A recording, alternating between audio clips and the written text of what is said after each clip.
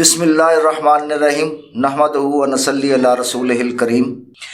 آپ دیکھ رہے ہیں پس منظر اور میں ہوں آپ کا میزبان ساجد ورد۔ ناظرین کرام، اس وقت اسرائیل فلسطین پر شدید بمباری کر رہا ہے، جس کی وجہ سے اس وقت پورا نہ صرف فلسطین بلکہ امت مسلمہ بھی شدید مضطرب ہے۔ میں جو آج پروگرام کرنے جا رہا ہوں وہ در حقیقت جو اس وقت وہاں پہ ہو رہا ہے اس کے بارے میں اتنا نہیں ہے، بلکہ اسرائیل کے قیام کے حوالے سے ہے کہ یہ اسرائیل بنا کیسے اور اس کے پیچھے کیا عوامل تھے، اور یہ خاص طور پہ اپنی نوجوان نسل کے لیے ہے کہ تاکہ ان کو یہ تنازع فلسطین اور اسرائیل کا پتہ چل سکے کہ اصل محرکات اسرائیل بننے کے کیا تھے۔ در حقیقت یہ اسرائیل قوم جو ہے، بنی اسرائیل، ان کا آغاز ہوتا ہے حضرت یعقوب علیہ السلام سے۔ یہ بنی اسرائیل قوم جو ہے، اسرائیل دو الفاظ کا مجموعہ ہے۔ حضرت یعقوب علیہ السلام کا لقب تھا اسرائیل۔ عبرانی زبان میں اسرا کے معنی ہے بندہ کے، اور ایل جو آگے آتا ہے، کیونکہ اسرا جو ہے وہ الف سین رے الف اور آگے حمزہ ہے، اسرا، تو ایل آگے بن جاتا ہے۔ وہ جب آپ حمزہ کے ساتھ لام کو ملائیں گے تو وہ ایل بن جائے گا۔ ایل جو ہے وہ علیحدہ کرے تو اس کا بنتا ہے عبرانی زبان میں ترجمہ اللہ کے، یعنی اللہ کا بندہ۔ تو دین ابراہیمی جو ہے وہ اللہ کے بندے پر ہی محیط ہے، کیونکہ اللہ کا جو نظام ہے، جو تمام انبیاء کرام کو اللہ تبارک و تعالیٰ نے دین دیا ہے، وہ ایک ہی ہے۔ جو آخر الزمان نبی حضرت محمد مصطفیٰ صلی اللہ علیہ وآلہ وسلم پر آ کے ختم ہوتا ہے، وہ ایک ہی ہے، اور وہ دین ابراہیمی سے شروع ہو کر حضرت محمد مصطفیٰ صلی اللہ علیہ وآلہ وسلم پر ختم ہوتا ہے۔ تو اس دوران جو حضرت یعقوب علیہ السلام تھے، یہ بنی اسرائیل قوم جو ہے اسی کی ہے۔ بنی اسرائیل اور قوم یہود کا قصہ شروع ہوتا ہے انبیاء بنی اسرائیل سے، اور یہ واحد بنی اسرائیل قوم تھی جس کے اوپر لاتعداد انبیاء کرام تشریف لائے، ان کی اصلاح کے لیے، ان کی ہدایت کے لیے، لیکن انہوں نے کوئی ایسا کام نہیں کیا جو تمام انبیاء کرام ان کو ہدایت دیتے رہے ہیں، کیونکہ نبی جو ہوتا ہے، جو رسول ہوتا ہے، جو پیغمبر ہوتا ہے، وہ اللہ ہی کا پیغام دیتا ہے۔ وہ سب کو تمام ادوار میں جو بھی قوم اللہ تبارک و تعالیٰ نے دنیا پر بھیجی، ان سب کے لیے ایک ہی دین تھا، وہ وحدانیت کا دین تھا، وہ دین الہی تھا، اور وہ دین آخر میں حضرت محمد مصطفیٰ صلی اللہ علیہ وآلہ وسلم پر آ کے ختم ہوا، اور اس کا نام اسلام ہوا۔ تو انبیاء بنی اسرائیل پر جو ہے یہ قوم بڑی ظلم ڈھاتی رہی، بے شمار ان کو تکالیف پہنچائیں اور اذیتیں پہنچائیں، اور یہ ٹس سے مس نہیں ہوئے۔ اس کے باوجود تمام انبیاء کرام جو ہیں وہ ان کو دعا دیتی رہی، ان کی مغفرت کی دعا کرتی رہی، ان کی ہدایت کی دعا کرتی رہی، لیکن بنی اسرائیل نے اللہ تعالیٰ کی نعمتوں اور احسانات کو جو ہے وہ نظر انداز کرتے ہوئے بدلے میں ہر وہ گناہ کیا، ہر وہ جرم کیا جس سے اللہ تبارک و تعالیٰ نے انہیں منع فرمایا تھا، یہاں تک کہ قتل انبیاء سے لے کر شرک تک ان کے دامن گناہوں سے آلودہ ہے۔ بنی اسرائیل سے متعلق تاریخی حقیقت یہ ہے کہ انہوں نے بہت سے نبیوں کو قتل کیا، جن میں انہی کے قبیلے کے حضرت زکریا علیہ السلام اور حضرت یحییٰ علیہ السلام بھی شامل ہیں، یہاں تک کہ حضرت عیسیٰ علیہ السلام کو بھی صلیب پہ چڑھانے والے یہی لوگ تھے۔ اب بات کرتے ہیں کہ یہ آگے کیسے بڑھا اور اس کا قیام عمل میں کیسے آیا۔ مئی 1948 میں اسرائیل کے قیام کا اعلان کیا گیا۔ اگرچہ اسرائیل کے وجود کو 76 برس ہو گئے ہیں، لیکن فلسطینی سرزمین پر بنائے جانے کی کوششیں 200 سال سے پرانی ہیں، 200 سال پرانی ہیں، اور یہودیوں کو صہیونی ریاست بنانے کی پہلی پیشکش فرانسیسی ڈکٹیٹر نپولین بوناپارٹ نے 1799 میں کی تھی۔ فرانسیسی ڈکٹیٹر جو آمر تھا فرانس میں، اس نے 1799 میں، یعنی آج سے کوئی 200 سال پہلے اس کو یہ پیشکش کی۔ اس کے بعد 1882 میں فلسطینی سرزمین پر پہلی یہودی بستی قائم کی گئی، اور گزرتے سالوں کے ساتھ فلسطینی سرزمین پر دنیا کے مختلف ممالک اور کونوں سے یہودیوں کو لا کر آباد کیا جانے لگا، اور اس عمل میں جنگ عظیم اول کے بعد تیزی دیکھی گئی۔ جنگ عظیم اول کے خاتمے کے بعد برطانیہ اور فرانس نے مشرق وسطیٰ کے متعدد ممالک خطوں پر کنٹرول حاصل کر لیا، اور فلسطین انگریزوں کے حصے میں آیا۔ سیکنڈ ورلڈ وار کے بعد جو ہے، فرسٹ ورلڈ وار کے بعد یہ جو خطے تھے یہ تقسیم ہو گئے، اور یہ عرب ممالک جو ہے یہ برطانیہ نے کنٹرول سنبھال لیا۔ برطانوی کابینہ کے یہودی ارکان نے 1915 میں تجویز پیش کی، یعنی برطانیہ میں جو یہودی تھے ان میں کابینہ میں، ان کی کابینہ میں یہودی بھی شامل تھے، اور 1915 میں انہوں نے یہودیوں نے ایک تجویز پیش کی کہ فلسطینی سرزمین پر یہودیوں کا ملک بنایا جائے، جس کے بعد امریکہ اور برطانیہ میں صہیونی ریاست کے قیام کے لیے کوششیں تیز کی گئیں، اور 1922 میں اس وقت کے عالمی ادارے لیگ آف نیشن نے بھی فلسطینی سرزمین پر صہیونی ریاست کی منظوری دے دی۔ جنگ عظیم دوم کے آغاز میں ہی برطانوی حکومت نے یورپ کے مختلف ممالک سے یہودیوں کو فلسطینی سرزمین پر منتقل کرنا شروع کر دیا، جس کے خلاف فلسطینیوں نے اس وقت بھی مظاہرے کیے، لیکن ان مظاہروں کا کوئی فائدہ نہ ہوا۔ اس کی وجہ یہودی لابی کا اور عیسائی لابی کا مضبوط اور طاقتور ہونا تھا۔ برطانوی حکومت نے 1936 میں فلسطینی سرزمین کو تقسیم کرنے کے لیے پیلک کمیشن قائم کیا، جس نے تاریخی طور پر عربوں کی سرزمین پر صہیونی ریاست قائم کرنے کی تجویز دی۔ یہ جو 1936 میں برطانوی حکومت نے جو پیلک کمیشن بنایا، تو اس نے بھی عربوں کو تقسیم کرنے کی تجویز دی، جس کے بعد دنیا بھر کے یہودی اپنی پہلی ریاست کے قیام کے لیے متحرک ہو گئے۔ جب یہ پیلک کمیشن کے اعلان اور اس سے پہلے جو قرارداد ایک برطانوی حکومت نے پاس کی تھی، اس کے تناظر میں پھر جہاں جہاں یہودی موجود تھے انہوں نے ایک باضابطہ ایک تحریک شروع کر دی اور متحرک ہو گئے، اور انہیں امریکہ سمیت اس وقت کی دیگر بڑی ریاستوں کی بھی حمایت حاصل رہی۔ اقوام متحدہ نے اپنے قیام کے چند سال بعد ہی 1947 کو بھی ایک قرارداد پاس کی۔ واضح رہے کہ سیکنڈ ورلڈ وار تک اقوام متحدہ کا وجود نہیں تھا۔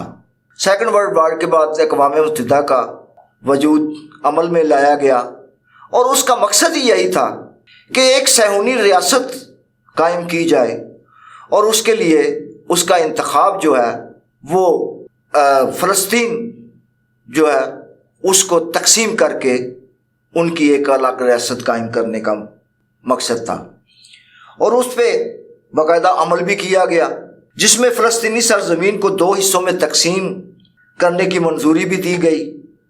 اقوام متحدہ نے پھر 23 ستمبر 1947 کو ایک ریزولوشن 181 کے تحت فلسطین کو یہودیوں اور عرب قوم میں تقسیم کر کے بیت المقدس کو ایک الگ اور خود مختار حیثیت دے دی۔ یعنی جب 1947 میں اس کو فلسطین کو 2 حصوں میں تقسیم کیا گیا تو اس وقت انہوں نے یہی کیا کہ فلسطین کو 2 حصوں میں تقسیم کر کے فلسطینیوں کو الگ کر دیا اور ساتھ ہی ایک ریاست جو قائم کر دی گئی جس کا نام اسرائیل ہے اس کا باقاعدہ وجود قائم کر دیا۔ اور جہاں تک بیت المقدس کا تعلق ہے تو بیت المقدس کو انہوں نے ایک خود مختار حیثیت کے طور پہ قائم کر دیا۔ لہذا اس سے ہی بیت المقدس چونکہ یہ فلسطینی مسلمانوں کے لیے قبلہ اول تھا اور اسی دن سے یہ تنازع شروع ہو گیا۔ یہودیوں اور فلسطینی مسلمانوں کے درمیان یہ تنازع بڑھتے بڑھتے کئی لڑائیوں میں تک پہنچا۔ آئے روز مطلب صہیونیوں کی طرف سے، یہودیوں کی طرف سے ان پر مظالم ڈھائے جاتے رہے ہیں اور وہ تنازع اسی وجہ سے جو ہے وہ آج بھی قائم ہے۔ اچھا، اس کے بعد فلسطینی جو سرزمین پر برطانیہ اور دیگر ممالک کے تعاون سے یہودیوں نے خون ریزی شروع کر دی۔ جب انہوں نے اپنی ایک الگ ریاست بنا لی 1947 میں تو اس کے بعد انہوں نے ایک بڑے پیمانے پر خون ریزی شروع کر دی تاکہ مسلمانوں کا وہاں سے فلسطین سے وجود ختم کر کے تو لہٰذا اس خطے کو بھی اسرائیل میں شامل کر لیا جائے۔ تو یہ اصل تنازع تھا اور آج تک وہ تنازع چل رہا ہے۔ صہیونیوں کی جانب سے ریاست کے قیام سے قبل ہی یہ کی گئی دہشت گردی کے چند ماہ بعد 15 مئی 1948 کو اقوام متحدہ، امریکہ، برطانیہ اور سوویت یونین کی حمایت سے آزاد اسرائیل ریاست کا قیام عمل میں آ چکا تھا، جس کا اعتراف خود اسرائیل کرتا ہے اور اس کے ثبوت اسرائیلی حکومتی ویب سائٹ پہ بھی موجود ہیں جو ان کا اعتراف ہے۔ تو لہٰذا اس کے باوجود عالمی طاقتیں جو ہیں یا یہود و نصارہ ہیں وہ اس بات پہ بضد ہیں۔ حالانکہ تاریخ کا ہم مطالعہ کریں تو ہمیں یہ پتہ چلتا ہے کہ عیسائیوں کے ساتھ بھی، مسلمانوں کے ساتھ تو خیر یہودیوں کا سلوک شروع سے ہی ایسا رہا ہے کہ جو قوم جس کو اللہ تبارک و تعالیٰ جل شانہ نے بے پناہ نعمتوں سے نواز رکھا تھا، جس پر لا تعداد انبیاء کرام ان کی ہدایت کے لیے بھیجے گئے، انہوں نے ان کا احترام نہیں کیا، یہاں تک کہ ان میں سے کئی انبیاء کو قتل کر دیا۔ وہ کیسے کسی انسان کو، عام انسان کو، وہ مسلمان ہو یا عیسائی ہو، اس کو معاف کریں گے؟ تو عیسائیوں کے اندر بھی جو 2 بڑے مسلک ہیں وہ انہوں نے پیدا کیے، اور پھر عیسائیوں کے ساتھ ان کا سلوک یہ رہا کہ حضرت عیسیٰ علیہ الصلوۃ والسلام جن کو عیسائی جو ہیں وہ اپنا نبی مانتے ہیں، ان کو صلیب پہ چڑھایا تو یہودیوں نے چڑھایا۔ اس کے باوجود ان کی ہمدردی یہودیوں کے ساتھ بلا وجہ نہیں ہے۔ اس کی وجہ یہ ہے کہ اللہ تبارک و تعالیٰ نے بنی اسرائیل کو اتنی نعمتوں سے نوازا ہوا تھا کہ یہ دنیا میں آنے والی واحد قوم تھی جس کو من سلوا آیا کرتا تھا، اور ان کی خواہش پہ ہی پھر اللہ تبارک و تعالیٰ نے دنیا پہ اناج پیدا کرنے کا بتایا کہ اس طرح آپ زمین کا سینہ چیریں اور کھیتی باڑی کریں اور آپ اس سے اناج حاصل کریں اپنی ضرورت کے مطابق۔ یہ اتنی لاڈلی قوم تھی کہ اللہ تبارک و تعالیٰ سے جو مانگتی وہ دیتے تھے، لیکن اس کے باوجود گمراہی کی انتہا تک وہ یہ پہنچ چکے تھے، لیکن ان کی اصلاح پھر بھی نہ ہوئی۔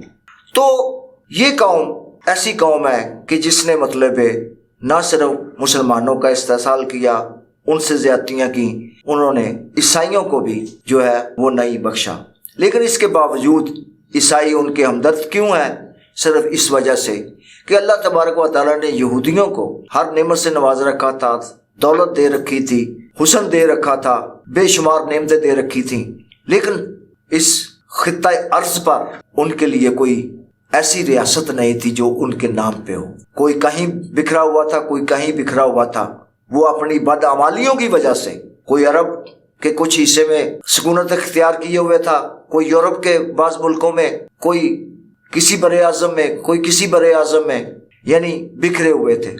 تو جب وہ طاقت میں آئے اور ان عیسائیوں نے بھی یہ محسوس کیا کہ ہمیں ان کی ضرورت ہے، کیونکہ یہ مفادات عیسائی اگر آج امریکہ یا یورپ یا دیگر جو عیسائی ممالک ہیں وہ اگر اس کا ساتھ دے رہے ہیں یہودیوں کا، تو وہ ذاتی مفادات کے لیے دے رہے ہیں. وہ مذہب کی بنیاد پہ نہیں دے رہے. مذہب کی بنیاد پہ انہیں پتہ ہے کہ انہوں نے یہودیوں نے ہمارے ساتھ کیا کیا ہے، ہمارے نبی کے ساتھ کیا کیا ہے، لیکن اس کے باوجود مفادات جو ہیں وہ انہیں عزیز ہیں.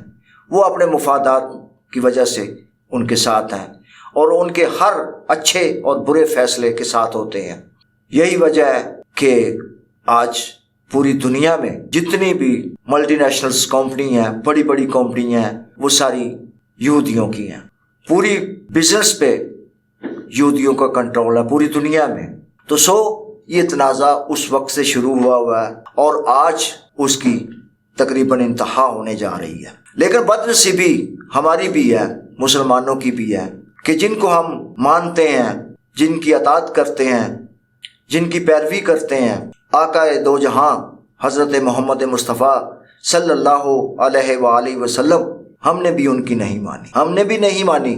آج جہاں جہاں بھی مسلمان موجود ہے وہ پریشان حال ہے، معاشی طور پہ، سماجی طور پہ، ہر لحاظ سے. اب تو مذہبی طور پہ بھی ہم کھوکھلے ہو چکے ہیں.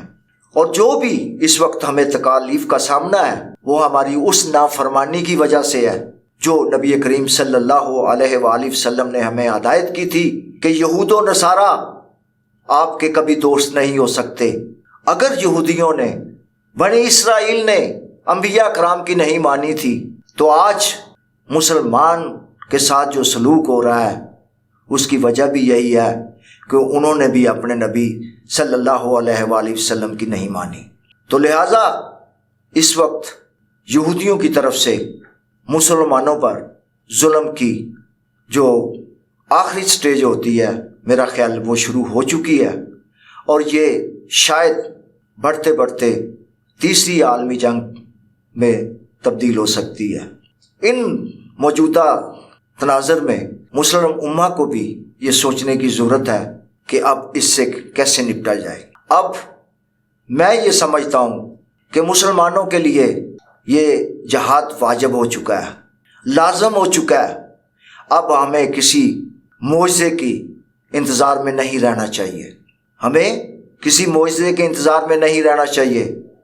ہمیں آج خود ہتھیار اٹھانا چاہیے، کیونکہ یہ حق اور باطل کی جنگ ہے. یہ یہودیوں اور مسلمانوں کے درمیان جنگ نہیں، یہ حق اور باطل کی جنگ ہے. اور ہمارے نبی کریم صلی اللہ علیہ وآلہ وسلم کے ارشاد گرامی ہے کہ جب حق اور باطل کی بات ہو تو وہاں آپ پہ جہاد واجب ہو جاتا ہے. تو آج اگر مسلمانوں نے مصلحت سے کام لیا تو یقین کیجئے ہمیں اللہ تعالیٰ کی ذات بھی معاف نہیں کرے گی. ہمیں اپنی اصلاح کرنے کی ضرورت ہے. مسلم امہ کو اس وقت متحد ہونے کی ضرورت ہے اور یہودیوں کے خلاف فلسطین کی ہمیں ہر سطح پہ مدد کرنی چاہیے. اخلاقی مدد ہو، سفارتی مدد ہو، مالی مدد ہو یا جنگی صورت میں ہماری مدد ہو، ہمیں ان کا ساتھ دینا چاہیے. ورنہ پھر وہی بقول شاعر کے کہ داستان تک نہ رہے گی داستانوں میں. تو ایسا نہ کیجئے. مسلمانوں کے تمام جو لیڈران صاحبان ہیں، حکمران صاحبان ہیں، ان سے میری یہی گزارش ہے کہ اب قوم جہاں جہاں بھی ہے مسلمان فلسطینی بھائیوں کے ساتھ ہے. آپ بھی آگے بڑھیں. آپ کا اخلاقی فرض ہے، مذہبی فریضہ ہے اب تو کہ جب حق اور باطل کی بات شروع ہو جائے تو وہاں مصلحتیں نہیں دیکھی جاتی، وہاں جانوں کو محفوظ کر یا اس کو تحفظ کے حوالے سے نہیں سوچا جاتا. پھر ایک ہی ہے، اللہ اکبر، یا پھر جان کا نذرانہ دیں، یا شہید ہو جائیں یا غازی بن جائیں.